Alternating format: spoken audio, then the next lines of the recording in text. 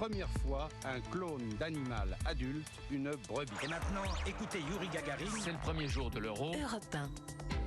Et à 7h25, c'est l'heure du jour où votre plongée quotidienne dans la boîte à souvenirs d'Europe 1. Bonjour Lord d'Autriche. Bonjour Dimitri, bonjour à tous. Retour ce matin sur un fait divers des années 70. Le 4 mai 76 tombe le verdict du procès de Pierre Goldman. C'est le demi-frère du chanteur Jean-Jacques Goldman. Pierre est jugé pour le meurtre de 2 pharmaciennes à Paris 7 ans plus tôt, ou plutôt rejugé, car il y a eu vice de forme dans le premier procès.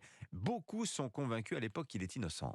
Oui, Pierre Goldman, à l'époque, reconnaît plusieurs vols à main armée, des actes de banditisme, mais pas le meurtre des 2 pharmaciennes, bien que ces armes aient été retrouvées sur place. Dans l'opinion publique, beaucoup pensent en 1976 qu'il est innocent, qu'on l'accuse parce qu'il est juif et qu'il est un étudiant révolutionnaire. L'époque où a été faite l'instruction, la France vivait sous un régime particulier. Je veux dire que la police était absolument hystérique dans sa lutte anti-gauchiste, et c'était en 69.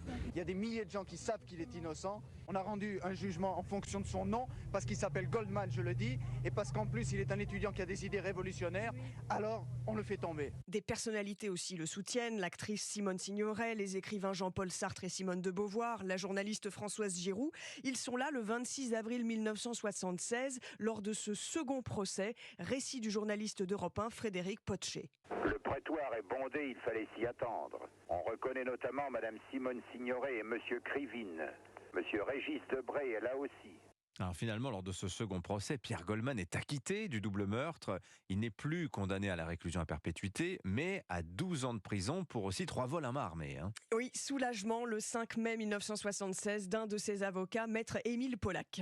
C'est un garçon qui a été martyrisé par toute cette affaire et qui a su faire passer certainement sa douleur et son martyre à travers ses propos. Pendant son séjour en prison, Pierre Goldman obtient une maîtrise d'espagnol, une licence de philosophie. Il écrit aussi un livre autobiographique à succès, Souvenirs obscurs d'un juif polonais né en France. Livre vendu à 60 000 exemplaires en 1976, explique le journaliste d'Europe 1 Frédéric Potcher. Ce livre dans lequel il expliquait le mécanisme, si vous voulez, de la justice. Personne n'est allé aussi loin, je crois, dans l'examen du mécanisme judiciaire. Grâce à lui, on a retrouvé des témoins qu'on ne soupçonnait pas. Mais Pierre Goldman est assassiné 3 ans plus tard, en 1979, en pleine rue. L'affaire n'a pas été élucidée, mais l'assassinat est alors revendiqué par un groupe intitulé Honneur de la police. Merci beaucoup Lord d'Autriche pour ce bain de mémoire grâce aux archives sonores d'Europe 1.